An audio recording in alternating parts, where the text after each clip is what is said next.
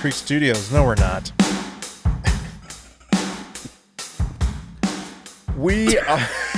Now you got me fucked up. This is an outtake. How many times have you said this? Oh, we've done it many times before. You want me to start it? I'll We are start it. back from the Silver Creek Studios. I am Bill.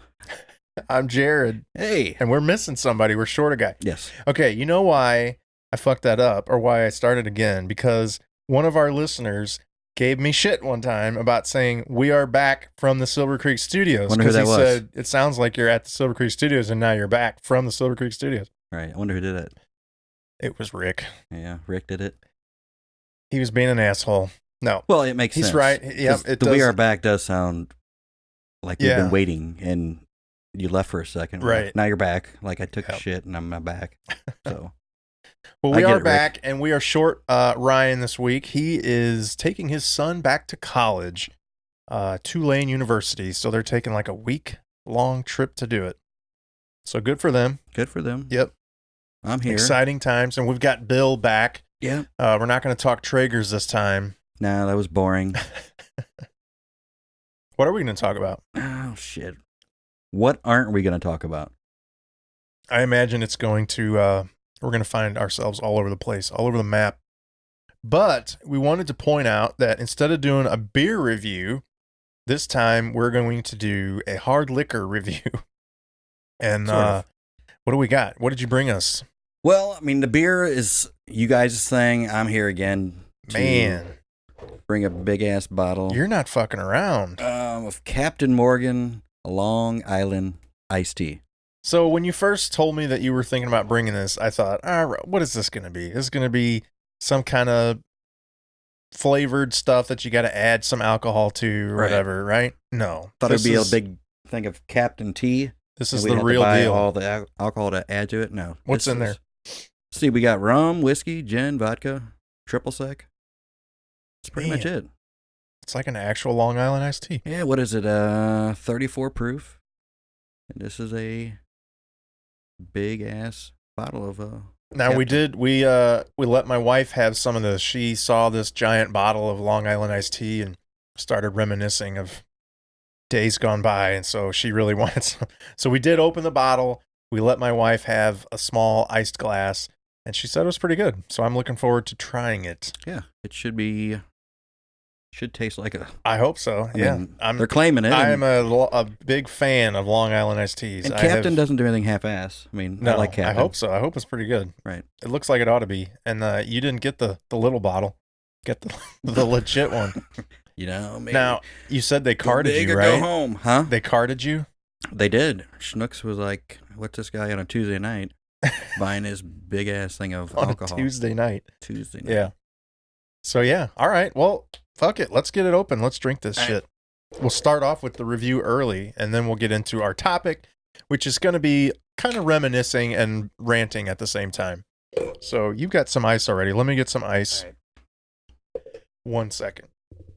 Let's see. Just say when. Keep going. That's good. Jesus. Wait. that's good. Oh, now? Oh my God! I didn't hear you. I had headphones on. So we've got Captain Morgan Long Island iced tea, ready-made, pre-mixed. Hopefully it's good. Do you like normally you like a Long Island iced tea? Yeah, if You I go big to the fan? bar and somebody's got it on special, if I go down to like New Orleans or something like that, and there's hurricanes, I try the hurricanes. Right. They're Yep. phenomenal. So yeah, I'll drink that. But most of the time, if I want to keep up with everybody else, Yeah.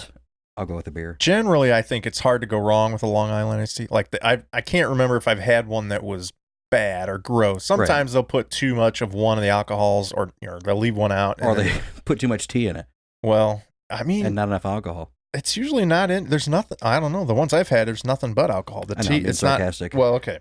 But sometimes you do see cola or whatever being Right. used, and I don't like that either. So I think this is all alcohol, right? There's no other stuff in here. But Now, anyway. wait, before you drink I'm sniffing. Okay.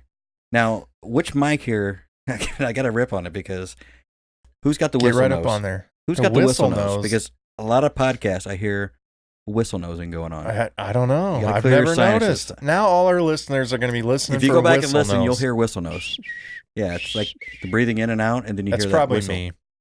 And then the second thing here, Who knows? who does the smacking? Because That's Ryan for sure. He's all about the lip smacking. He'll Oh. go, so here's what we're going to talk about. And yeah, I take. But also, you both are got to be doing it when you're drinking, because when you guys take a drink, it's Well, literally you know. like you grab it. Hey, it's ambiance. What in the hell is the smacking for? Mm-hmm. I taste differently. I don't ever. Well, the is one thing. Plus, we're into that ASMR shit. Oh, yeah, that's right. We're not. All right, let's drink this. All right. Captain Morgan, the Long Island iced tea.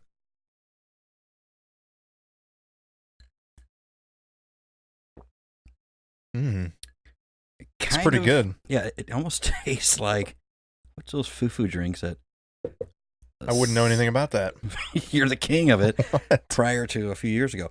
No, what's the those drinks that everybody used to drink when they didn't want to get drunk and they thought they were drinking?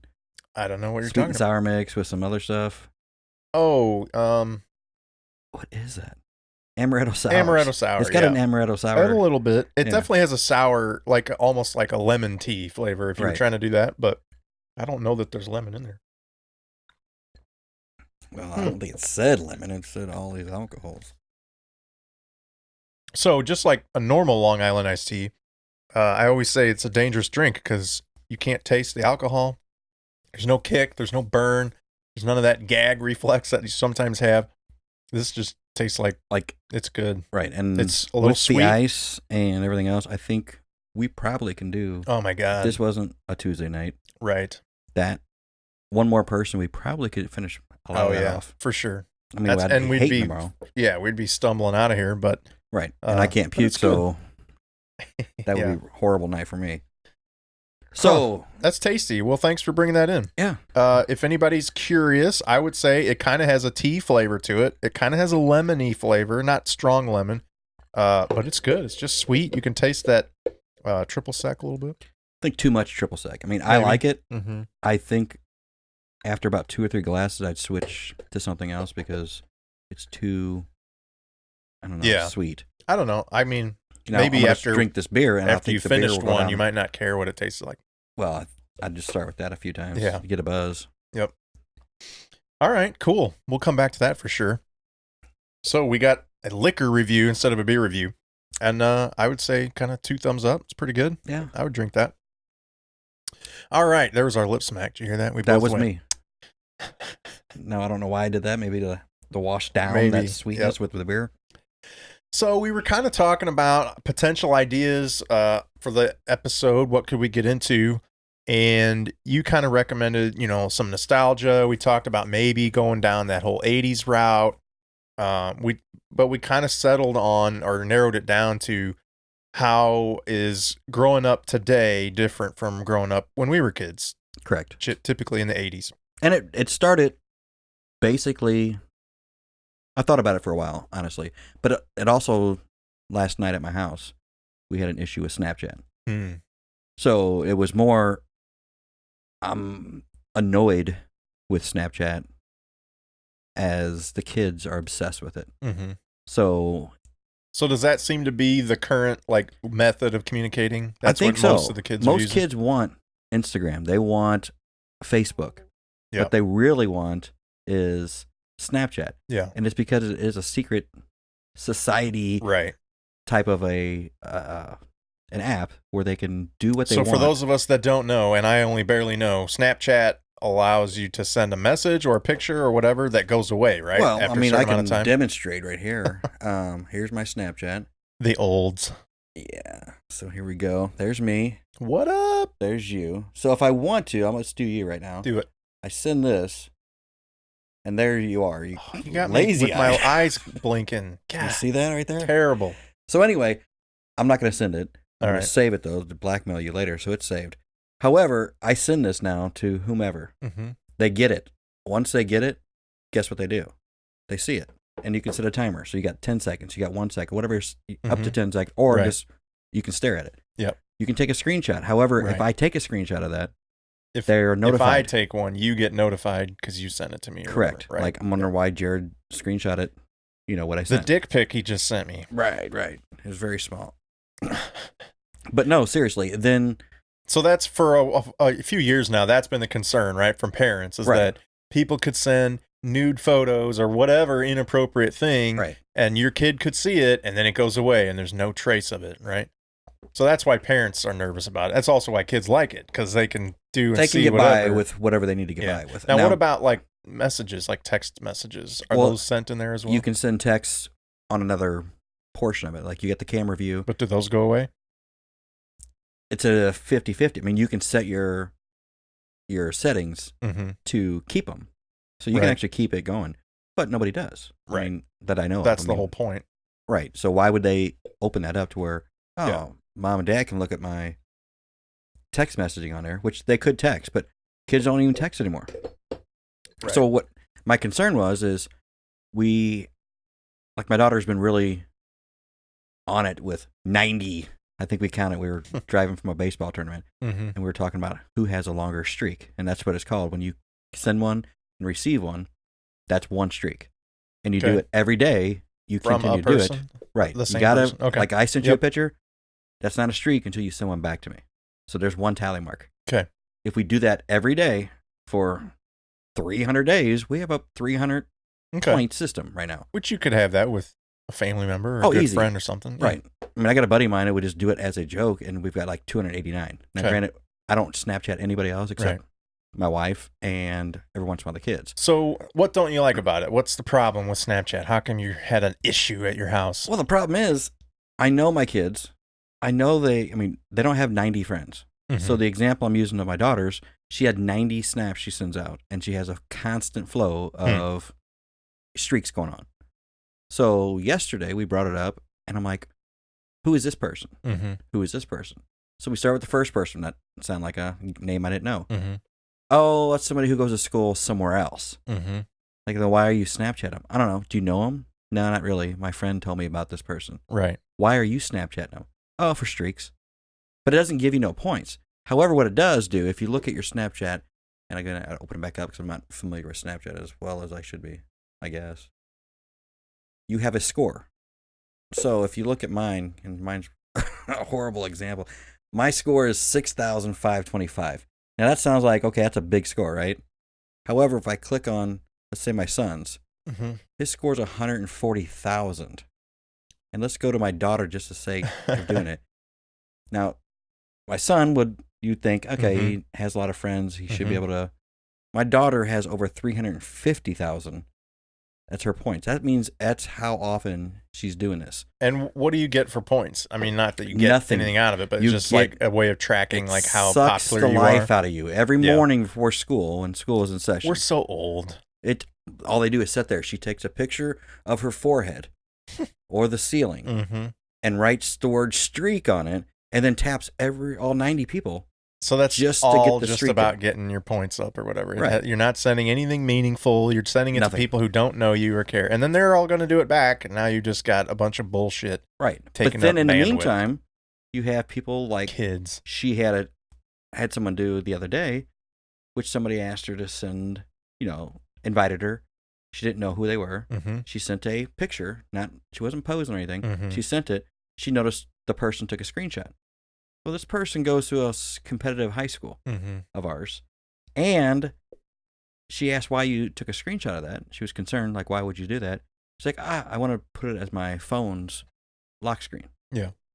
So this person's older than her, goes to a competitive high school, and who knows? That could be blackmail later on if Tyson plays that team or my son plays that team.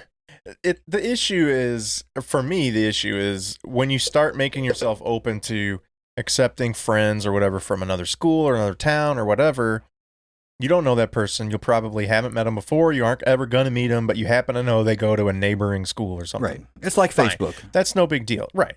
But it's once you open yourself to that, then somebody else wants to connect with you and you're in auto okay mode. Like, sure, why not? And now you've got some pervert from who knows where, right, who's got a fake account and they're just tracking kids on their, and it's and that's the thing too. If you look at it, you're just opening yourself to that. Your GPS is open to this. Right. There is a GPS part of this where if you're available, it will show where she's at all times. So there's whole nother world of why I don't like to Snapchat. Now, could I delete it? Yeah. Would I have hell to pay at home? True. So I made them go through it last night, make a long story short, and delete everybody they don't speak to or wouldn't speak to on a regular basis. So 90 went down to, I don't know, maybe 30. But in the meantime, it's like, I'm going to check your phone. If there's somebody on there that you don't know. Good for you. You should. lose the Snapchat for 2 months. Too many people don't do that. They just let their kid run rampant on their phone and internet and whatever. And because it's hard. It's hard to keep up with. It's hard to keep track of and have that fight over control of their phone. And, so I get it. But. Well, I look at myself, and this is what brings us back to talking about us growing up. I knew every trick in the book. My parents thought they had me down. You were the rebel. You were the little shit disturber. They thought they had me down to a science. They knew everywhere I was at. You don't have any right to be disciplining your kids like that. I have the rights because I know the games. I know what to play. Now, granted, they're doing it in a virtual world. However, I'm not going to play victim to. My parents didn't know half the crap that I did. Right. They thought I was in bed sleeping. I was never in bed at those times sleeping. I was out the window doing what I was doing. So I'm trying to get ahead of the game, but at the same time, I'm also protecting because cyber world is just crazy. Yeah, it's a whole different world as far as what you can be exposed to and attacked by, so to speak. Right. So a lot of this we've talked about a little bit. It comes down to likes and recognition and this social community that they want to have, right? So what did we have growing up that was similar? Well, obviously, we didn't have the internet, we didn't have social media or any of that stuff. Was there some equivalent to that? Yeah, we had Bill's phone's going crazy over here. Yeah, does that look like a real number? No. Okay. Anyway, yeah, we had something that equated to it. Okay. We had what was it? The hanging long out 20-foot, 30-foot cord that you'd hang out the backside of your window, and you'd talk on the phone there. The only downside is all mom had to do, or if you're spying on your brother or sister, is you pick the other phone up in the other part of the house and slightly lift it up and hear what's going on. Right. So we had that. We had, I had cordless phones. I mean, that came later. Right. So you had the cordless phone. But again, there's not much hiding there. The only hiding you did was, the payphone type thing, call your buddy saying, hey, you're staying at my house. I'm staying at your house. Let's get this all worked out. And then we had nowhere to go except wandering the streets and hopefully somebody let us in. That's the thing. So social media, so to speak, or socializing was walking around with your friends, with a small group of friends, 5, 6 tops, 10 maybe if you had a big group of friends together. Right. Riding your bike somewhere. If you were in town, you'd be walking up and down Main Street or whatever. If you lived out in a neighborhood, you just walked around 2 or 3 streets of your neighborhood. You might stop in at a friend's house or get in their backyard and start a wiffle ball game or something. If you weren't really causing trouble, you might be stealing cars or something. If you were, I mean, I never did anything like that. Right? No, I never stole a car. Borrowed a car without somebody knowing it. We returned it, and nobody knew we took the car. Yeah, but that was socializing, right? So you had a group of friends, fairly small group compared to hundreds of people on social media that our kids know, and you hung out with those friends, and and you want to get likes now, right? So it's all about likes and favorites and all that stuff. I got. But back then it was you wanted your friends to like what you were doing or saying, right? So you try to be funny, you try to whatever. Yeah, like when you were running around when we were younger, you earned a like, whether it's you're the funny guy, or you were the dumb guy who would do the stupid. Yeah, jumping off of a tree into a pool or something. Now it's like nobody can have a non-like. I mean, there's no. But you wanted the people you knew to like you. You didn't care that much about people that you don't know or that you never cared about who. Right, you didn't it's know. like I don't care what they think. But now it's all about as many likes as possible. I need complete strangers. I want them to like what I'm doing. And it's kind of like your podcast here. And I'm not ripping on your podcast, but you want to see how many people like it from all over. What you're trying to do is you're spreading entertainment, so it's a different. Right, it's a little different. Right, but it's part of that new world of I'm here in Waterloo, Illinois. I am broadcasting out to people all over the country. It's cool for you guys, and it's it's like okay, people are listening. We have some good material here. We're actually on the right path of doing something. However, when you look at it on a social aspect, these kids are just trying to get everybody in their world to like them. But nobody can stand to be disliked. That's why the country and the whole world, or the United States we live in right now, is effed up. You can say fucked up. I can say fuck, yeah. But no, that's why it is fucked the way it is nobody can handle rejection. Nobody can handle dislike. And that's why these kids are soft. Do you think social media was a cause of that, or was it already going on and social media is like the expression of that? Like people were already kind of babied and pampered by their parents. They got what they wanted. They needed recognition. We've talked about like participation trophies and all that stuff, but that's been going on for a long time. Correct. Social media's only been around, 5, 6, 7, 8 years. So is it this participation trophy culture that led to this high demand and appreciation for social media likes, or is it the social media that has led to even more of this pampered culture of? I think it's social media in general. And that's the problem. It's probably 90% of the problem with divorces is social media. I mean, everything out there, and granted, that 90% is just me. Why do you say that? Like people that are cheating on their spouses on social media? Well, that's how people get reacquainted with things. People get acquainted with, whomever, like, oh, I haven't seen this person in forever. And, oh, it's harmless. We're just chatting. Yeah. It's banter. With like Snapchat with kids now, it's, if I can hide it, and whoever developed Snapchat was smart. They're like, what can we design that there's no way that it can be tracked? Once it's looked at, it disappears. It's not like and I'm sure Snapchat's got some kind of backup somewhere. They must, right. Right. There's just no way. Because if I was a killer and I was going to shoot somebody and I put it on Snapchat, just because I send it out to 10 people that I know, the FBI would be able to track some way, that down somehow and they can do it. Yeah, you would think. However, the norm can't do it. It's kind of like if your daughter was texting somebody you didn't know and she deleted her text on her phone, all you got to do is pull up your app, and you can pull up her text messaging and say, hey, I seen all your texts. You were texting this guy that I don't approve of you texting, and I see exactly what you're texting. Where on the Snapchat world, it's not that easy. Unless you're a government and FBI. So, yeah, these things are all, and it's a lot of people want to be accepted. Let's say, for instance, you and your wife, you guys are in a lull. You're in a boring spot. But if you get a girl that you may be attracted to, and she's not, a catfish, shows you attention, and you're like, when I was younger, you wouldn't even give me the time of day.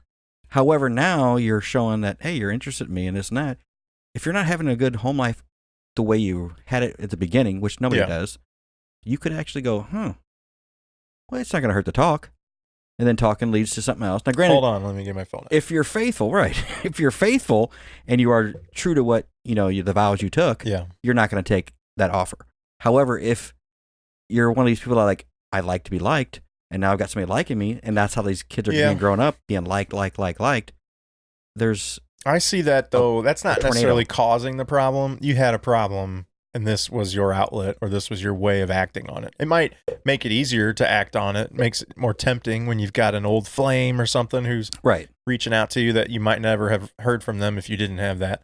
But you already had issues in your marriage, I would think. If you're at the point of wanting to have an affair or something, well, I don't know. Going on. If you are, again, I don't know. I would say if you're not getting the attention and you don't care to have the attention when you're at home, you like the lifestyle of getting off work, taking a nap, doing whatever it is you do. What? You take a nap every day when you get off work. So I wish. In your life, you like that. However, if for some reason that was not something you like to do, you just choose to do it because you just don't want to deal with the reality of home life. If someone showed you attention, you'd be like, boom, I'm all over that. Yeah, I get it. Yeah, for sure. Whether it's social media or somebody at work or somebody at the gym or whatever that's flirtatious, it's but it's all about liking again. Right. And you want in that. The society we live in now, you can't not like something. Right. So what do you think's up with that? To me, I feel like it's not so much as you really need them to like your thing or that you really like what they're sending out. It's this back and forth. It's all about getting a quantity, the most likes or favorites or whatever that you can, hearts. And so in order to get the most you can, you're going to give out the most that you can because people will reciprocate, right? I'll like yours if you like mine. And it's just this constant back and forth of like the value or the content doesn't mean anything. Like what you posted, who cares? No, hardly anybody's going to not like it because they're all want your like right back. Right. So it's just meaningless to me. Like, it is. why would you even it's care a waste anymore? of time. And that's what I'm. And like, why do people care if you have a bunch of likes? Because they go, yeah, but it doesn't. Everybody just auto likes, so who cares? And that's exactly what it is. But do they know? Do the kids know that? The kids, I think they do. Youngins, right? I think they do because they're doing it the same thing. It's not like they're thinking this person. It's not like where they're all like deceived and like everybody likes me. They don't really care. And like when I brought it up so what's yesterday, the point? It's a game. That's their social. I mean, they don't. I mean, when I was younger, you had a buddy or two or three over, and you went outside and you popped a tent, and you had pitched a tent. I didn't pitch one. I popped one. But anyway, yeah, you went out there and you had fun. And you stayed outside all day long. You went out into the woods and you did this, and at the end of the night, you cooked a hot dog on an open flame, and you did stuff like that. Where these kids have no idea. Like now, it's like, I ain't doing that. That's too much effort. And Dad, will you put the tent together? No, hell. I mean, I took bikes apart, cars apart, and stuff. They don't have a clue. Dad, the Wi-Fi doesn't work out in the tent. Right. Bullshit. Yeah. There ain't no Wi-Fi out there. So, I mean, I'm just amazed. Now, okay, I'll take the other side of it. The devil's advocate would be, is there a problem with that? I mean, we talked about, we had our small group of friends, 5, 10, close friends, and you knew, 20, 30 other people that you'd consider an acquaintance or friend. What's wrong with having 1,000 people in your feed who you barely know, or you maybe only know through social media? You've never met them. You only know what pictures they post or whatever. What's wrong with that? Like, so they're being surrounded by more people, exposed to more opinions and more content. They can see photos of people more, whatever, right? Is there a problem with it outside of the potential risk for a pedophile or something to sneak their way in, which is a risk anyway, walking home from school? So there is what's the difference? Problem. I think it lets them, I mean, obviously my kids ain't old enough to experience the real world, but it's not the way the real world works out. There's no, I mean, I know for a fact of how many friends I truly have versus people that are associates. And as you get older, the friends drop down, the associates get higher, but that's because you learn who to trust, who not to trust, who you really want to live that lifestyle that you don't longer choose.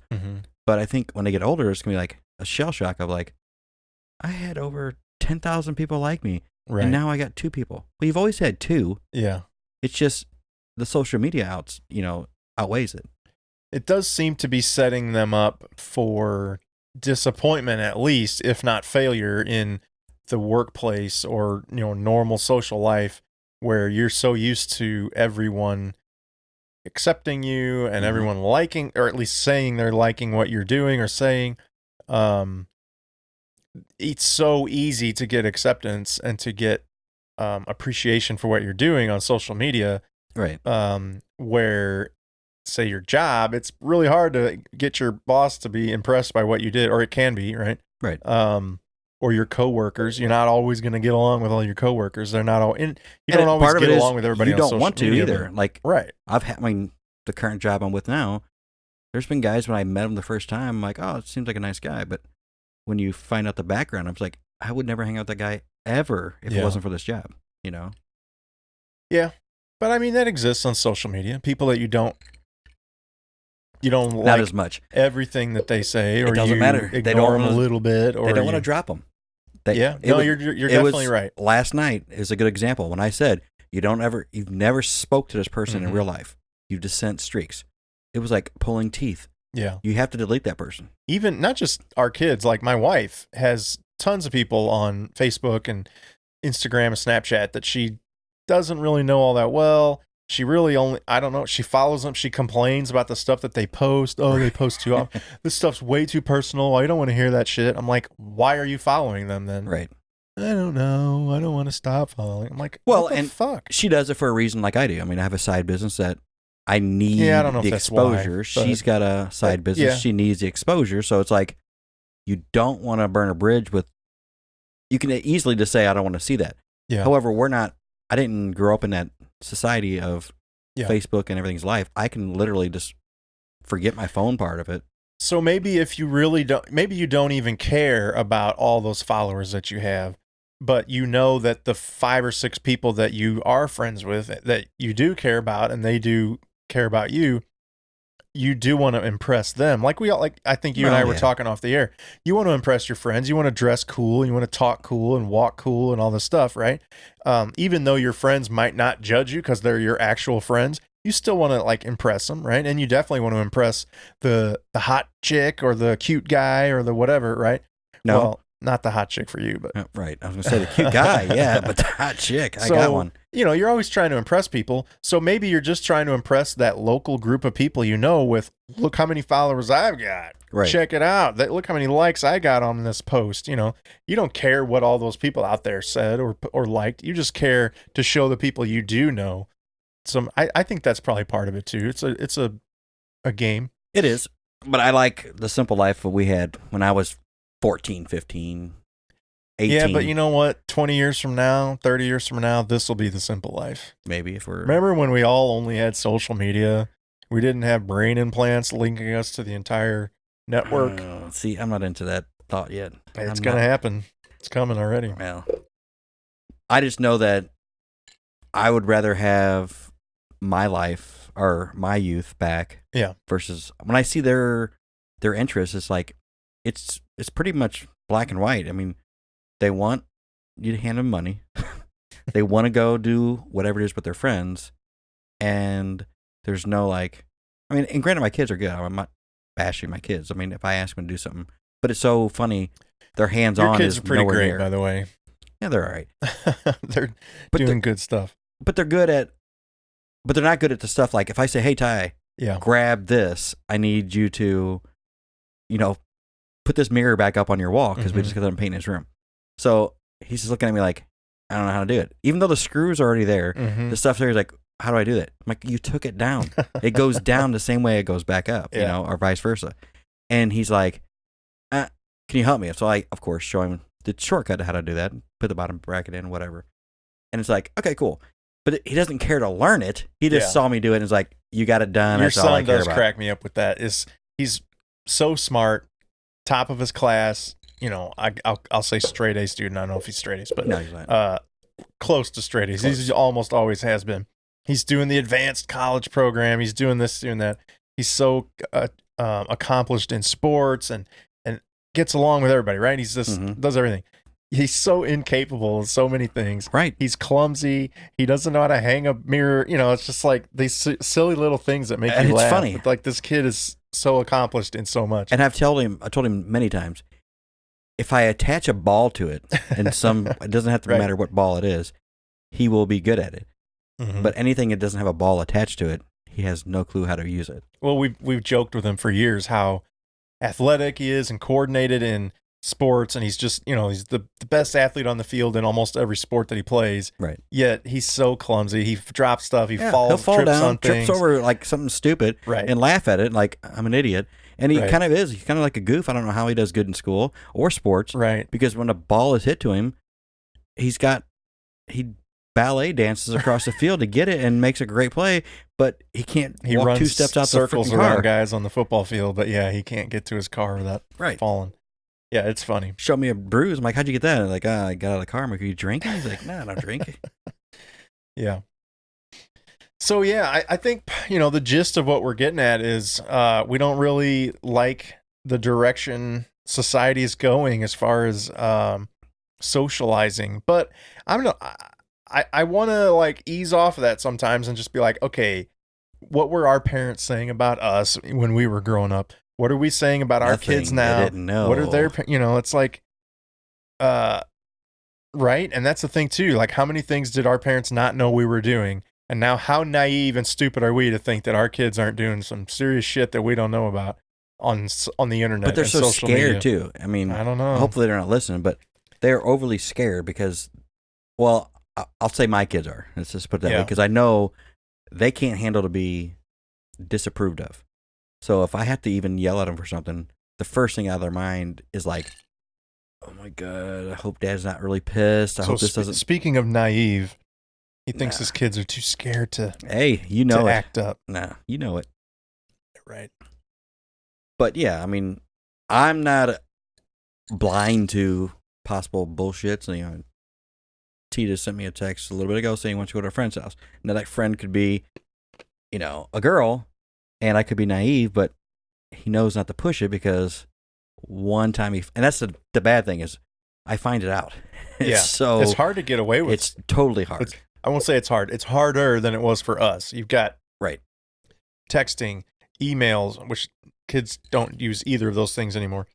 Instagram, Snapchat, all this stuff. Connections in the town you live in. You can figure out what they're doing. And we and every parent out there who has a kid with a smartphone should be using an app like Life360 or something to track your kids, know where they're going.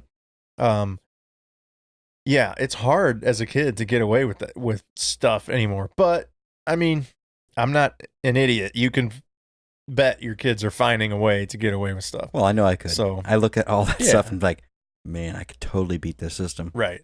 But, again, I don't want to be... They're doing it. I'm not going to say it here. I'm not going to say it anywhere else about how. I'll talk off the air about how it's easy to beat it.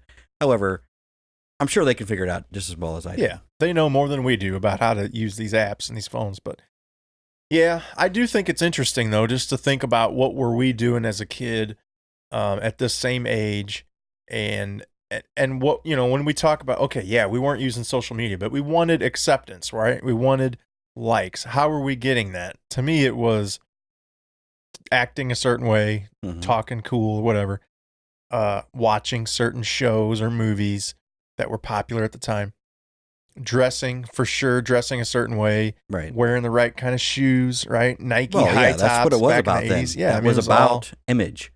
Right now, kids don't have image. I mean, literally, if you go by the high school and watch kids come out, they're wearing the frumpiest crap. I mean, the girls don't dress up. That's really. part of the image, the right? Guys, it's pajamas to school or whatever. But we went to school. I mean, if the damn thing was tight rolled jeans, every fucker was wearing tight rolled jeans. Them rolled right. Right. Yeah, there was no fucking that up. Right. And if Adidas was in, you had the damn Adidas jacket on. And if your parents wouldn't buy one, you fucking stole one out of the PE locker room. You didn't you didn't wear Umbros that weren't really Umbros, right? I mean, you can't wear Brumbos. Yeah, and I'm sure that goes on now. There's still some of that, but I think you're right that it's not quite the same image. I think it's changed recently, in fact. The last couple of years. Right. Yeah. When Tyson was younger, it was about like shoes and this and that. And as he's gotten older, I think I've only bought him a few pairs of shoes. Now the shoes, well, one, it lasts longer. But two, it's like it's not an image thing anymore. Yeah. And like he wears jeans probably twice a year. Everything else is shorts. I don't care if it's 20 below. It'll be freezing cold and he's wearing shorts. Basketball shorts. Or he's wearing the new like sweatpant type things, you know, but it's not about image anymore. It's about But at the same time, that is the image. I mean, it's not just comfort. Right. He's wearing shorts, but he's wearing cool shorts. He's wearing... That's true. You know. My hand-me-downs. KDs. But yeah, it's a different world. No, it definitely world. changed. And some of that's with age. I mean, as you get older in high school, you care way less what freshmen think about you than as a freshman caring what a senior thinks about you, you know. Yeah. So as they get older, they don't, you know. And some of that is that image of like, I don't care. You know, you want to portray that, right? Right. Maybe you don't care, but you also want to look like you don't care too. I'm kind of glad though they're at the age they're at because I think it's going to get worse. Like right now, I think of it like, okay, they're only on the fringe of the social media craziness, and it's just getting worse. I mean, just like the lady who licked the ice cream, put it back, the lid back on, and I think it's just going to get worse whenever I look at social media things and what people are laughing at and liking. It's stupid stuff. Like I saw just the other day, some guy had a little video put together where he went into a Walmart and jumped on, you know, from one rack to another, knocking shit over. And it's about destruction of, you know, a Walmart, which is somebody's, you know, business, tearing it up, but it's getting 100,000 likes because he's trashing the Walmart and knocking shit over. Yeah. Just like the woman who licked the ice cream, put it back on the shelf. Now, granted, she could have easily just picked it back up probably and walked away and paid for it. Or whatever, yeah.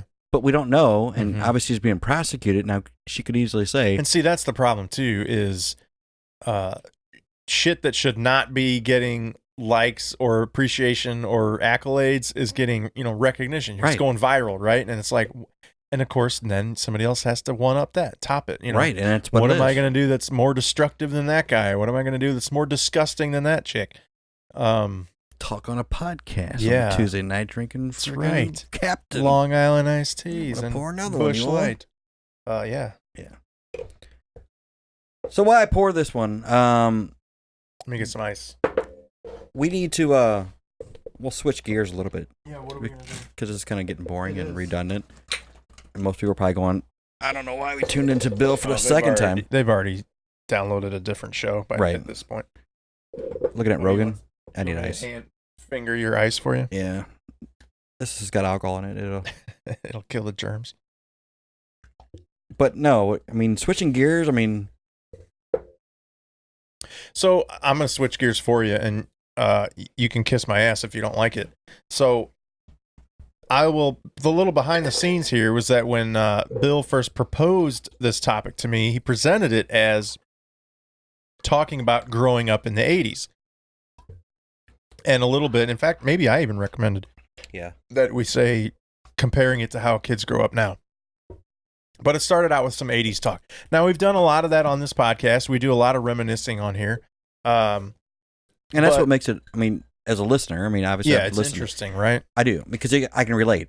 Now, granted, not saying I can't relate to somebody like Joe Rogan who pulls in whoever, but if you grew up in that era and your guys are talking about it and we're all about the same age, it kind of makes it more interesting, and you can sit back and reminisce with you guys. So we talked a little bit about the 80s, which, like I said, we have on this episode before, so I kind of tried to get into some things that were a little different than what we have talked about, but inevitably it gets back to, like, clothes that I remember wearing and products that I remember when they came out, things like that. But I also just kind of remembered, like, so I was bringing up to you, I remember matching clothes with my brother. So my brother's a year younger than me, and my mom would buy us the same outfits, right? And I think your mom probably did too. Yeah. I mean, you remember those pictures on the wall back in the 80s where it'd be like your face facing forward, but then it's like the silhouette of you? Yeah.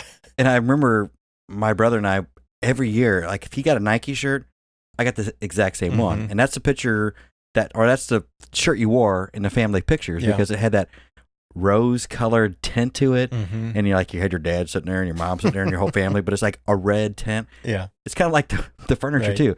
We had the furniture of like the barn, where the whole ugly furniture, the ottoman, all that stuff was like this barn. Yeah, so that was an 80s thing too. Like these the portrait, family portrait pictures where you would go somewhere and it was definitely like you're in a studio and here's a bench with fake plants and like a backdrop. Everybody was doing that. Now, definitely people take family pictures now, but it's much more natural on location somewhere doing, right. And it's trendy, and it's, you're posting them immediately after you get them because you want it out there. What was this might be more 90s. What was the place everybody went to? Girls would always get their. Oh yeah. You went there. Glamour shots. Yeah. And it was always like, there's a little haze around the photo. Right. And it was always like over makeup. Like you had blush on and hair just teased everywhere. Oh my God. Glamour shots. And everybody was so proud of their glamour shots. Where'd they go? She went to glamour shots. Yeah. And like, it was just ridiculous. And you'd see, they'd put them out there and you're just like, oh God, glamour shots. I remember my sister did. A while there. And I think, and she won't listen to this, I'm sure, but when she did it, though, it was kind of like her prom pictures, too. It was like an all-in-one deal. Like, hey, when you're going to prom, stop by Glamour Shots and we'll do your pictures and your makeup for you. Right. And, she had the whole poof going on and all that shit. I wrote some notes down here, so I'm kind of looking at the screen, but do you remember, or did you ever, as a kid, did your family rent a VCR? Well, not only did they rent a VCR, they rented, the discs. Laserdisc. Really? Well, I don't know if was it Laserdisc? Those are the big ones. Like the ones like a 33, except they were square. Oh. Like they're real thin. I don't know what you're talking. It was like a video disc. It was like the size of an album. Yeah. But it was a square plastic thing you slide in there. Okay. I don't think it was Laserdisc. It was before Laserdisc VHS. Was like a giant CD, basically, or DVD that, it was like this big. Right. I remember the Laserdisc. It was before that. It was almost like a cartridge. and it looked like a 33 album. I don't know what that is at all. I don't know. We rented it from Redbud, but anyway, we got the machine, and it came like you said earlier, a case. Right. And you get it, and you have to wire it all up with the UHF. Yeah. Like thing, you had to use a screwdriver. You get it plugged in. And I remember my parents rented 2 movies the first time we got one. One was Beverly Hills Cop. The other one was some Star Wars or Star Trek. I'm sorry, Star Trek. So I think the one with the leech went in the ear. And all that that's kind the of stuff. second one, Wrath of Khan. Whatever it was. But I remember watching that. But alert. Beverly Hills Cop, though, I was like cock blocked on because I was a big fan of comedy. And Eddie Murphy was like my hero. So I remember distinctly, they sent us to bed, 8 o'clock, 8:30 is your bedtime back then. But I think this time like 7 because they wanted to watch this. And I remember like crawling down the hallway, getting behind the couch and laying behind the couch, watching this movie, covering my mouth up because this fucker was so goddamn funny. Yeah. And his facial expression, I'm like, that is my hero. And literally the next day, I was Axel Foley, and I was jumping around in the weeds and pretend like I'm shooting bad guys. And my parents were like, how the fuck do you know who Axel Foley is? Right. Like, oh, he's my hero.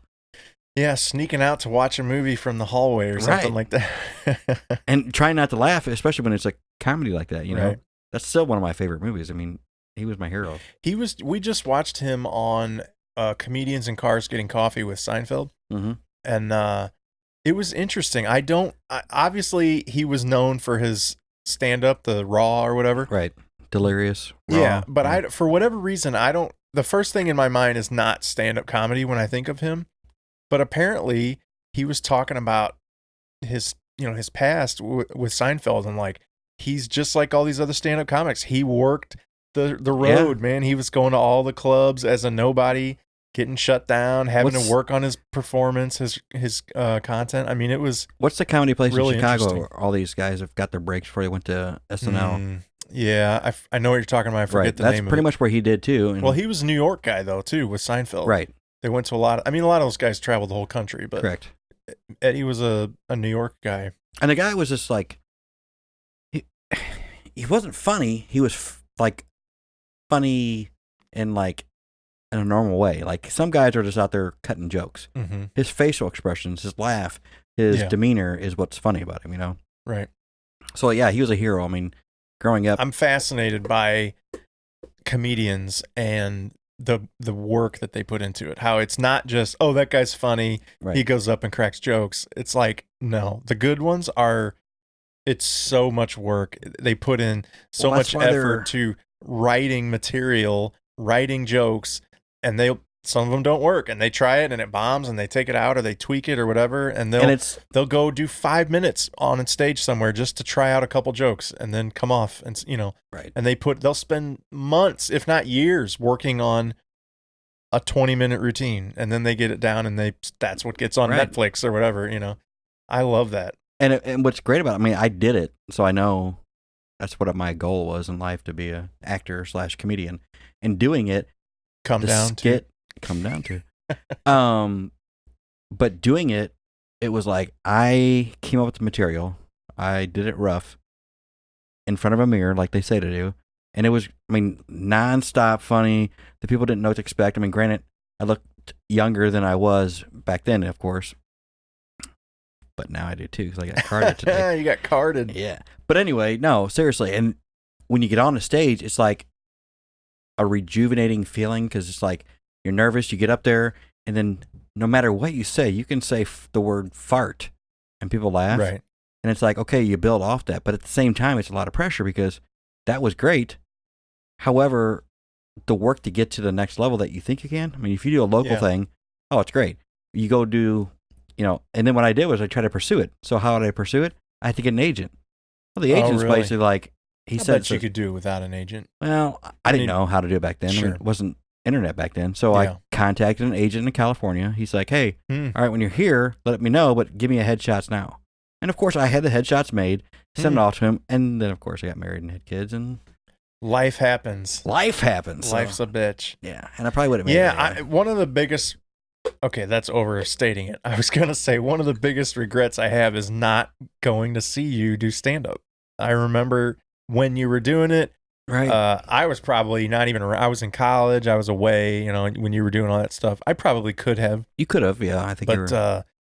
and I probably shrugged it off like, whatever. He's gonna go to the Funny Bone and do stand up. It was nice. It was fun. But looking back, I'm like, damn it! Why didn't I go see that and experience that and give you shit about it? I mean, I would do it again in a heartbeat. Now, granted. Now I remember one of the big reasons because I kind of gave you some shit when you stopped doing it, and you said because you were probably 22 or something, like you weren't very old. And it was actually looking back on it, it was so mature of you to say, but you said, I can't do this yet because I haven't experienced enough life yet. Yeah.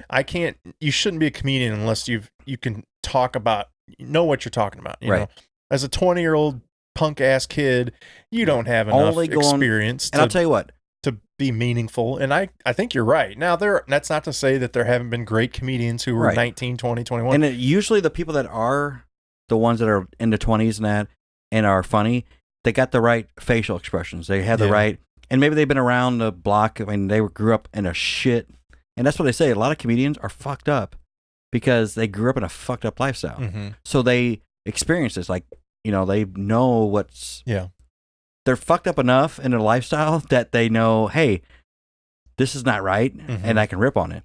But, and if you look at a lot of, comedians are alcoholics. They're do drugs. I mean, Tim Allen. Well, it's just he was 40-something years old before he got his break because he was a coke dealer. Yeah, he went to prison. A lot of artists, whether it's musicians or actors or comedians, they got issues, right? They've got emotional things going on, and it's what makes them great. But it's also what makes them die of a heroin overdose at 35. And I remember doing stand-up comedy, and then I'd listen to people that were my hero back then, or who I thought was. I'm like, I don't get that joke. Because I'm not old enough to experience it. Yeah. I mean, I got the example of it, but it's like, no. And that's what I said. Yeah. I mean, you got to experience life in order to. So you wouldn't know it by listening to us on this podcast that Bill's a pretty funny guy. Sometimes. And back before you were doing comedy, I mean, you were essentially the class clown in high school. Mm-hmm. Anybody that knows you was cracking up all the time. Everybody was just like, Bill is so hilarious. So it's not necessarily, no offense, coming through on this podcast. No, it's not. It's because we have a point. Ryan and myself to be funny guys. It doesn't always come through on the podcast. Right. And not everybody. But sarcasm is, I mean, granted, I'll tell you this much. If we had a third person in here, it's much easier for me to rip. It is, yeah. And be sarcastic. Yeah, you can team up and they can team up on you and you can just whip back at them. But we're talking topics and seriousness, and it's not really serious. It's just concerning. You want to get the point out as opposed to being funny. I mean, if I want to be funny, I guess I could borrow your studio here and just do stand-up comedy. Let's do it. It is interesting, though, to having known you from an earlier age. 16. Yeah, for you, I was younger. 17. Yeah. Yeah. That you were always funny. That it was obvious that other people who knew you thought you were funny. You were getting into trouble, but it was always funny trouble, and it was like the teachers who would bust you were laughing at you while they're doing it, right? I mean, it was that kind of shit. I remember, in one example, I remember getting in-school suspension on a teacher who couldn't stop laughing at something I did. And I'm not going to go in depth what I did, but it was so funny that he couldn't stop laughing. He was wiping the tears out of his eyes. Everybody in the class is laughing. I'm thinking, and I'm not even laughing at it. I didn't think it was that funny after that. Right. But it's like, he's like, that was classic. That was perfect. You got to go to the office. And with the material that I had of what I did, as soon as the principal saw it, it was like, this ain't funny. And you got in-school suspension for it. So, yeah. But what I'm getting at is that you were the funny guy. I thought you were funny. Everybody thought you were funny. Teachers thought you were funny, whatever. But then you actually did it. Like you did some stand-up. You looked into getting an agent. You sent off headshots, all that stuff. Now you eventually didn't pursue it because life happened. But it's cool, right? Like you had a thing that you knew you were good at. You tried to do it. You worked at it, as opposed to like, oh, he's the funny guy, the smart ass at work who, whatever. Right? And I downplay it everywhere I go. I mean, literally, because growing up and getting older, people expected it. Like, people would come up to me and say, hey, tell me a joke. Right. It's like, I don't just tell jokes. It's got to be, it's a skit. It's a whatever it is. And as I've gotten older, And people ask, like, do you regret not being an actor or comedian? Mm-hmm. No, not even close, because if I'd have went and did what I wanted to do, Mm-hmm. I wouldn't have the kids I have. I don't regret those, obviously, at all. And at the same time, I still, if I really wanted to, have time, but I don't really want to. I'd just rather be the backseat type of, if I'm funny, I'm funny. If I'm not, I really don't care anymore about being funny. So what we need to do is we need to write some material, and you need to we'll record it on the podcast, and you can have a comedy routine. We'll put it on YouTube. We'll have Ryan write some jokes. He's got some clever jokes here and there. Yeah. You obviously have some wit to you. Yeah, we can do that. Make it get a load of this comedy skit. Start a contest. Yeah, who gets the most laughs? So yeah, in your guys' podcast, you guys get very many people have an interest in topics that they'd like you to discuss. Yeah, I mean, we do get some feedback. We just had somebody the other day that sent us 4 or 5 kind of things that they thought would be interesting. It's hard because what interests you or the next guy does not interest someone else at all, right? And we've kind of dealt with that even with some of the different personalities. There's some people that really like what Ryan has to say, and there's some people that can't stand it. There's some people that thought Joe was hilarious and they cried laughing. Mm-hmm. And then there's other people that just like tuned out as soon as Joe would start talking about something. Right. Same thing with me. There's some people that think I'm talking out my ass half the time, and there's other people that think I'm a very well thought out, discerning person. So everybody's different. So when you start trying to get a recommendation from somebody, and then maybe we should go down that path. So what is trying to please them? Okay. My question means on here. But you want to try to please the masses, right? Or just please yourself. What is a subject that? My bad. What is a subject that you would like to discuss that somebody's brought up that it's like it's kind of borderline that it's not my comfort zone? Let's see. Because now I'm asking as a fan. Well, I have something that I want to talk about that I'm not sure is in everybody else's comfort zone, and that's religion. I would love to get into a religious conversation and talk about. Anybody that's listened to the show knows I'm an atheist, knows Ryan's an atheist. I'd love to get into that, but there's plenty of people that just makes them really uncomfortable. They do not want to talk about that or hear what you have to say about it. So I think it'd be fun when you tell them to get over it, the because right honestly, kind of conversation. Yeah, honestly, it's something that would be good information. I mean, you have a reason why you're atheist, man. I know how you grew up. So your switch started in college. I do know that. A little before that, like late sort high of, school. Yeah. And then I obviously don't know Ryan's background or where his, everybody had a belief at one time of God is it, and that's where you're going to go when you go and you die. What is it people want to know? Do they want to know, or have you been asked that question to, why are you atheist? Yeah. So, are we going to have this conversation right here? No, we're going to give a brief summary. So if people are interested, we can. I have reasons, so it's not just. But your reasons, I know your reasons because I've talked about it with you. Okay. A lot of it came from philosophy in college too. That a little bit. That helped seal the deal. That was part Let's put of it that way. Mm-hmm. I feel like there are people who stop believing for a certain reason, like Grandma so-and-so died of cancer, even though we all prayed for her to be healed. And what happened? There must not be a God, right? Okay, that's a valid reason for a lot of people. Or, I don't know, whatever. I read this story in the Bible and that doesn't make sense. Okay, to me, you need to not believe something that everyone else believes. You need to have more research than that. Correct, yeah. And not that I'm some scholar who's done all the research, but I've done a lot of research and I can back up most of my reasons for why I don't believe. But where I feel like most people that do believe in religion of any kind, not just Christianity, don't really have their good reasons. It all comes down to what they were told. Parents, they have faith in it. They believe because they thought they were supposed to. And because if I do die tomorrow, I want to go to heaven. Right. You want that security blanket, that insurance that you aren't going to. Shit, if I fucking pull out of Jared's house in the next 30 minutes, if I die, I better fake. No. I believe. But I mean, obviously, I haven't had anybody tell me a convincing argument why they do believe. That's not to say that there isn't a convincing argument. I just think way too many people don't put enough effort into explaining it or for themselves, to themselves. They don't explain to themselves why they believe this thing. Okay. And I would love to be proved wrong. I think it'd be interesting to Do be you sometimes wrong. doubt it, though? Let's say you're having a day where you're hungover, you feel like you're going to die. Do you ever lay there on next to the, I better get fucking right toilet with God before saying, I croak. shit, I feel like I'm going to die any minute now? Yeah. Maybe that bullshit I've been talking about atheists is not real. I love you, God. Or the opposite happens, like when your kids are sick or something, Yeah. and you're like, okay, God, please help them and make them well. Yeah, Do you do that? I think that's just a natural reaction. That's Right. like that's part of why I think people do believe is they're just searching for help, right? In some scenario.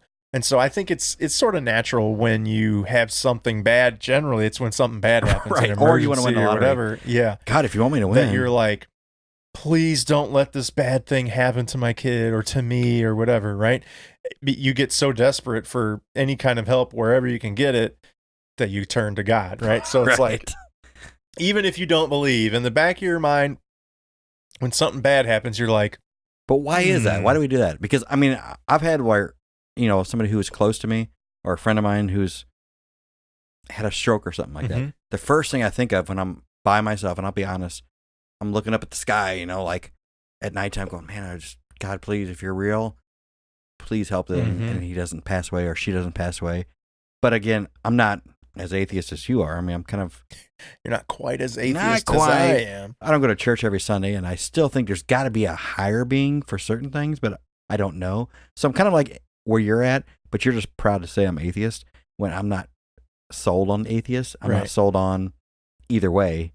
But again, I'm not going to church every Sunday going, God, if you're real, here's some money and buy a new roof for the church. I think that's a telling sign, though, when most people who believe either started to or continued to when times were tough, right?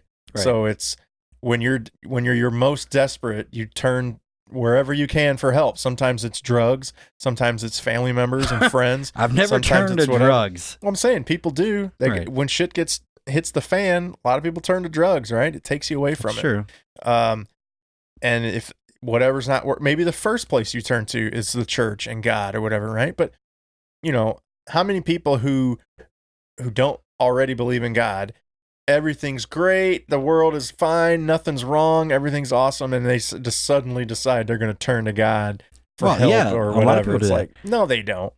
Not when everything's great. They turn to God when shit sucks. My bad. Yeah. When things are great, it's never God. Right. It's, I picked those fucking numbers on the lottery ticket. It's, I worked my ass off. I worked hard for this job. Yeah. But if you don't believe, now, if you are already a God-fearing Christian or whatever, then you say, God blessed our family. He got this job for me. He made this opportunity.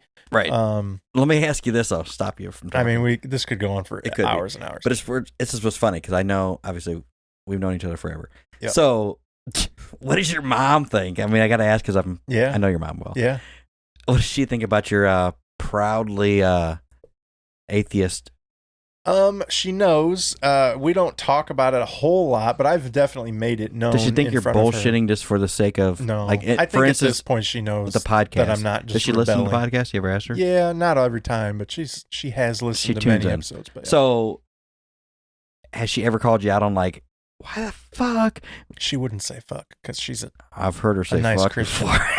I know. So anyway, what did she say? Like, I raised you better than this, you son of a bitch. Why are you praising Satan?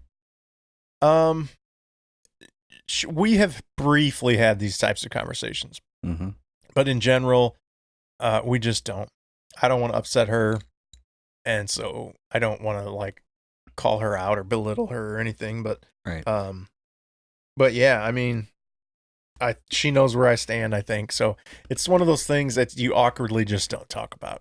Does she like try to hint like it's Thanksgiving dinner, we're all going to pray, and you're like, yeah, not anymore. We used to do the prayer. Yeah, it used to be like, so she doesn't like, Jared, put your head down, close your eyes, and do what I say. No, Well, for one, for several years now, my wife and I have hosted Christmas and Thanksgiving and Ah, things so like you guys- that at our house. My So rules, it's like, my hey, house. if I don't want to be praying at dinner in my house, we ain't praying at dinner in my house. Right. So, but definitely at Her place. yeah, we would probably for those types of things. Would you do it?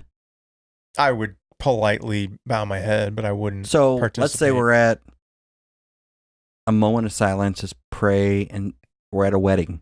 Do you put Right. your head down, close your eyes, and actually take in the prayer, or do you sit there and go, "This is bullshit. I I'm don't usually want to like do it"? dabbing and or no. Right. No. Generally, what I do is just politely. I'll lower my head, but like at But a you're wedding looking around or everybody, whatever. make sure who else is atheist. Right. No. I use Who else has got their eyes I will open? keep my eyes open. Yeah, I'll lower my head and just kind of look at the ground and keep my eyes open to kind of acknowledge that I'm not going along with this, but I'm also not going to be a dick and Right. like cross my arms and just look around. I'm not doing that. Right. But be courteous about it. Well, I'm just curious. But I used know how to, your mom can when be. I was younger, I would fake it. Right, I would shut my eyes, pretend to be praying, Well, even if okay, here's what really drives me nuts with you. We're going a little over your Man. time. No, we're It's so good. fucking funny how you would suck ass and play the drums because you want to play Yeah. the fucking drum so bad. No, that's This not fucking why. jack off, I can look at the camera now. This jack off would go and steal from the fucking church and play Steal. I didn't drums. steal Did they anything. pay you? No, Jesus. Okay, I'd still either be way, doing it if they he paid still, me. Yeah, right. He still went to a church. He's totally atheist and sits there every Sunday and plays the drums for him. I mean, what the Yeah. fuck is that? No, I'll tell you what the fuck it is. So he's right. In my younger years, I did play the drums at a church here in town for the praise It band, was they call not it, right? younger years. He did it later in life. Well, I mean, I was in my 20s, 20s and maybe 30s. maybe 30. Yes. I'd say late 20s. Anyway, but here's the backstory. So as a kid growing up in a very Christian family, we attended this church. So it was people that I knew, people that I grew up with, people who were the youth leaders when I was a youth People that didn't know he was atheist. that did not know I was atheist. Because I wasn't at a young age, and in high school I wasn't. Bullshit. You would do that shit. In high school I wasn't. No, in atheist, high is school, what I'm no. saying. But when you got off to college and that professor stoned you and said, "God is not real. Make your decision now," and you made that decision, you No, still I'll tell you. came no, out here and you still go. play the drums for I'm the going to tell you. church. I'm going to tell you. So, the church used to be it was a Southern Baptist church with hymns, right? And a organist. But later on, they kind of went in a different direction and they started having a band, a praise band, right? And I was in college at the time. And then I had kids. I wasn't going to church anywhere, but so there was this sort of separation between the time that I went there regularly and then didn't go at all, right? But the music leader at the church knew me from school. He was the band director at school. Right. And he asked me if I would play the drums. They needed a drummer and he knew I could play, and I went to church there before and knew everybody. So it was, and he didn't know that by now I was atheist. Right. So He asked didn't me to say do it. either if, hey, So I don't like at that time, God, I was much Jesus. less confident in my, I was confident in my atheism, but I was less confident in my openly expressing it. And so I didn't let everybody know that I was atheist because it was a long time ago, unless people were atheists. And it's kind of like being gay. it was wasn't awkward. cool I didn't back want to then. come out of the closet Right. and let them know that I didn't go the way they did. Trans over to a female So slash he male. asked me as a favor, and I said I would do it. And so for several years, it was like, I don't know, 3 or 4 years maybe, that I was doing that. And I would go to church, I would play the drums, and then sit through the service, the sermon, and all that. There would be 2 his hands services. would burn from the holy water Right, touching it. yeah, I was sweating like crazy the whole time. No. So I essentially attended church, but my wife didn't go. My kids didn't go. Now they were babies at the time, but Wife wasn't. and I could always kind of shrug it off like, well, she's at home with the kids, or well, she didn't know anybody here, that kind of thing. Why but don't in you bring reality, your kids up and she drop was them in as the holy atheist water? as I was, so she, just didn't go. Well, you should still baptize them. Well, eventually I had this conversation because I mean it was awkward. Wait. It was Stop for a second. Yep. Did you baptize your kids ever? No. Okay. Though I can't remember if one of them maybe was by. Like you pissed on them? Jesus. Like No. were they ever baptized? Well, I can't remember if one of them was with your kids in that. Oh, in that pond or that creek? I don't know. No, I don't it was think just so. Maddie and Ty. Yeah. Anyway, I did eventually have a conversation with the music leader where I said that I should probably not do this anymore. And I told him why. I said, I don't really believe this anymore. And I feel I said it's hypocritical of me. It's fucking global, and I don't believe this shit anymore. But I'm gladly play drums if you want me. It's hypocritical of me to be up on stage worshiping God, encouraging, the rest of the congregation to praise God through song. So you and were I'm the worshiping? one helping lead it. And I said, I think it's hypocritical for me to be up there. And he basically was willing to overlook it. He was like, hey, we need your drum. We need a drummer. You are fucking amazing. I don't buy this drumming. shit either, but they pay me to. So get your ass up here and bring your drum kit. And I was like, what? You're getting paid for this? So I tried to come out, and I told him, and he said, hey, it's fine. I understand. Basically, he was a good Christian about it. He understood where I was coming from. He was atheist. He Christian. wanted to be able to, it's better to have an atheist in church than not in church, right? So he thought he'd convert you. Right. That's exactly what he thought. Right. And they needed a hell of a drummer. So I kept doing it for a little while longer, but eventually I had to stop for a couple reasons. But because he was burning every time he walked in the door. Hands were like, oh, I can't touch this water. Oh, wait, you weren't Catholic. No. Yeah, I wasn't that crazy. Anyway, so yeah, that's a little bit of the backstory of me playing in the worship team at church while being atheist. If I wasn't already going to hell, I for sure am now. You're definitely going, no doubt about it. But, so your mom has never ever questioned your...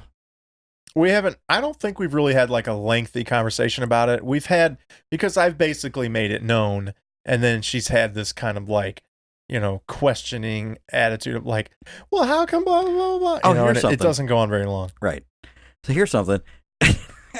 You guys talked about talking in tongues on one of your episodes. Speaking in tongues. Do it. Speak in tongues right now? No, we're not going to do it. Come on. Nope. You know it's bullshit. So if it's bullshit, then do it. I want to hear, and they want to see what talking in tongues is all about. No, but while I was listening to that episode, because I listen to these in the car or wherever. Right. And or when I'm editing it, But I was in the car, and I started speaking in tongues just for the shits of it, and it was hilarious. You know what? Funny. In fact, after I listened to that, I'm like, how the fuck do you do it? Like, and this is funny because I heard your mom and her friend one evening doing it, and they were smoking too. They were smoking. They were at her house, and they were smoking. They didn't think I was awake, and I actually watched them smoke, Christians, and they were speaking in tongues. I don't know what the fuck they were saying. Have you been to a Catholic church? They weren't Catholic. They're Baptist. Catholics, they have like 20 Hail Marys. Catholics and they're can done. do whatever they want. Yeah, they just got to say Hail Marys and that's clear. See, that's just part of the like idiocy of it all. Like right. Catholics can do whatever they want, but Baptists, oh my God, they were smoking. I mean, they can go to... She had a beer. Whoa. Right. A cigarette. Shit. Right. But no, literally, a Catholic... I mean, I went to the Catholic store that I got kicked out of Waterloo for being... See, he was a shit disturber. So anyway, I got... No, I got over there. assaulted. What's making that noise? It's you. It's not me. Anyway, you got assaulted. I got assaulted by the PE teacher who was a health teacher at the time, and he didn't like the fact that somebody else farted, and I didn't have the self-control. Didn't have the self-control to stop laughing at it. But anyway, we both got kicked out of school. That was like the straw that broke the camel's back. Right. He got kicked out. The reason you got kicked hit out me. of school. I hit him back. Wow. I don't think like I'm forearms. not sure I knew that. Like Bash Brothers? Like it basically was a forearm thing. I went up to somebody farted. I laughed. He looks at me thinking I did the fart. I walk up there. He's like, "What's so funny?" I'm like, "I don't know. Some dude's farting." And he's like, "Is that funny to you? Are you that immature?" I'm like, "Of course it's that. That's right." Funny. And I'm like, "No, I'm not immature. I'm sorry. My bad." And he goes, okay, maybe you need to stay in the study hall. And right then, the dude, God rest his soul, he's dead now. He ripped another fart. And I'm like, did you hear that? He just ripped ass again. And I didn't say ripped ass, but I said he farted again. And I laughed at it. And he's like, oh, you're immature, which I guess I was. And he threw me against the chalkboards. And then, of course, that pissed me off. So I'm like, hit his fist off me. And he's like, go to the principal's office. I'm like, no, you go to the principal's office. And then, long story short, he gets expelled for the rest of the year. He can't teach. I got kicked out. So I had to go to St. Peter and Paul, which is a Catholic school. So, who is this? The teacher? Yeah.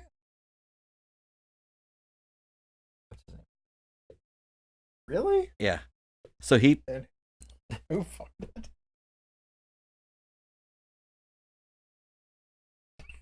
So anyway, he's passed away. Okay. So just weird. Did you guys read our lips here? Yeah. But anyway, no. So of course he says go to the principal's office. I'm like, fuck you. You're going to the principal's office. You touch me. So basically, long story short, I had to go to the Catholic school for 1 quarter. I do remember that. And then he was expelled, or I don't think he was expelled. He was fired for the rest of the school year. So yeah, it's time to wrap it up. But I don't know how we got off on religion and who knows what. We were talking about 80s because of this stuff right here. It might be the Long Island iced tea. Long Island iced tea. I show them the label so they can see it. Recommend it. I mean, it's good. If you like, Long Island iced teas, it's got everything you need in it. Just ice. Yeah, nice, I would say it's not like the best Long Island iced tea I've ever had, but it's good. Like it's a little sweet, it's a little lemony, but as far as like not tasting like alcohol and having that burning flavor, it's really good. And it's definitely effective, let me tell you. But yeah, I don't know. We like reminiscing on this show, talking about growing up in the 80s. Do you have a demographic of people that listen to it? Are they your age? Are they Ryan's age? I mean, you guys are close, right? Yeah. Ryan is definitely older than me. Well, I point that out all the time. Okay. So he's what, 43? So 3, 4, damn, something like that. Same age. I know, you and Ryan. Oh shit. And it's kind of weird. We're never here at the same time. I know. I mean, it's like I don't get it. Some Clark Kent Superman shit. No shit. Maybe he's me or I'm him. Yeah. But yeah. Yeah. I would say most of our listeners tend to be our age. I mean, that's kind of the podcast is about. A lot of it is reminiscing, talking about stuff when we were growing up, stuff we remember watching and listening to and experiencing. So yeah, we tend to get those 40-somethings. But my son listens too. He's 19, and I think he's got some friends that listen, and they kind of identify with some of what we're talking about. So I like to think anybody can listen to this podcast. But well, I mean, do you actually keep track of how old they are and? Well, you know, our download information doesn't tell us their ages, but right. So evidently they're interested in what you got to say. I would think so. Based on that, what is coming up for?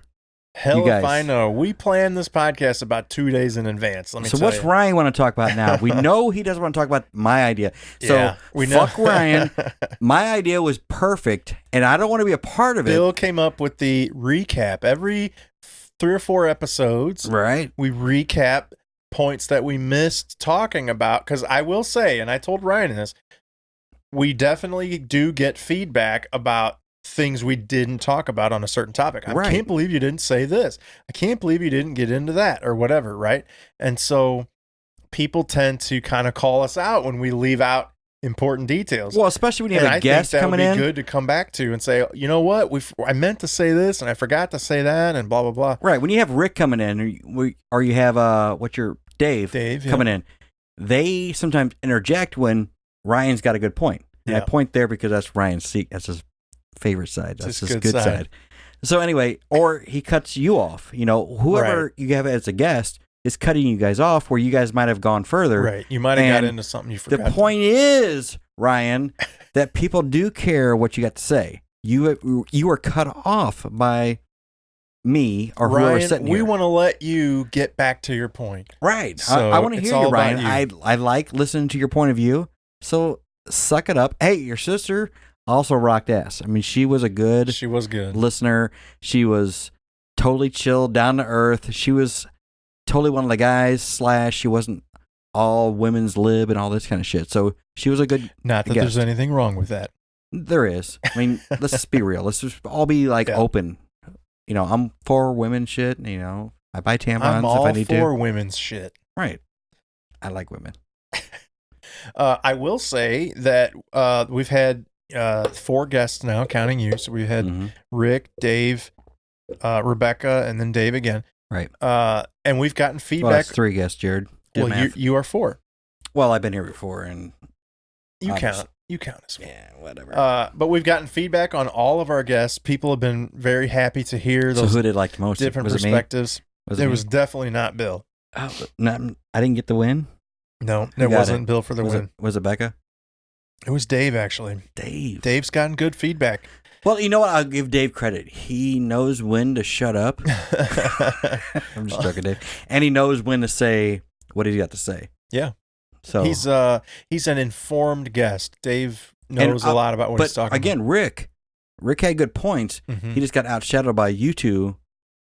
Yeah, like to talk over him. I definitely felt like Rick got ripped off. When Rick was on, we didn't let him talk enough.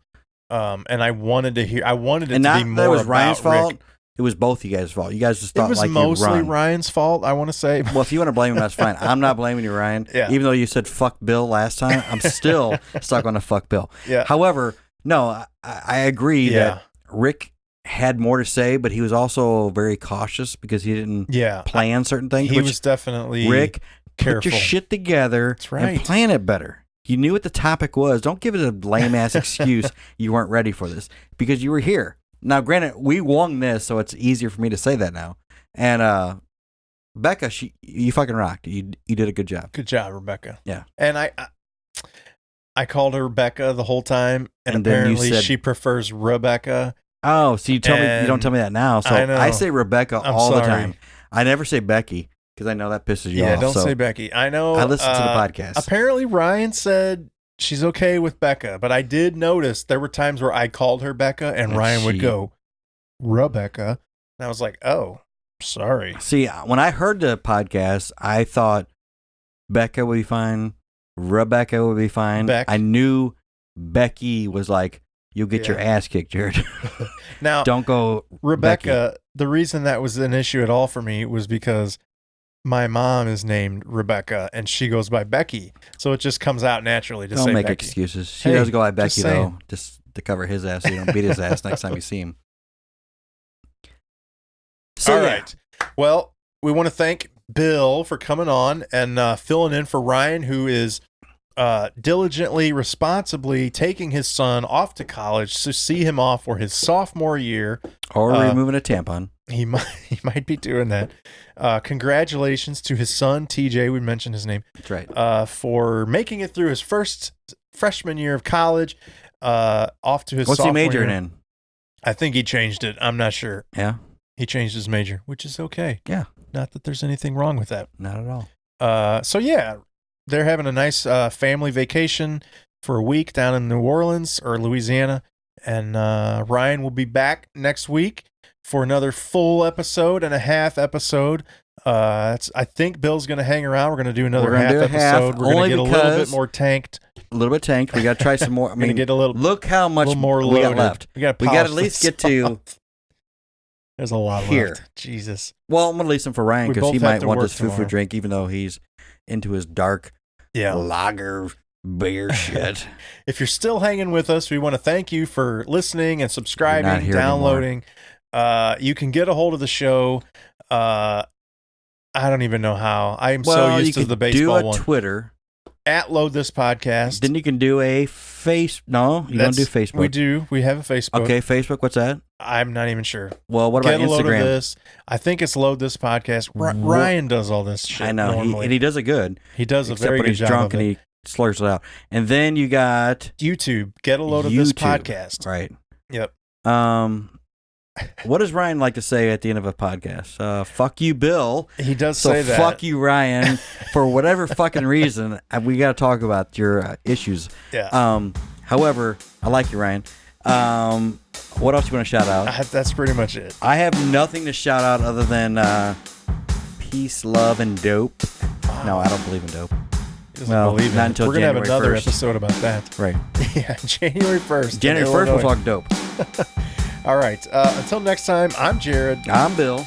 And get a load of this. We'll drink some beer. We'll introduce the new alcohol review. Here we go. Man, you're ready to dive right in. We need outtakes. You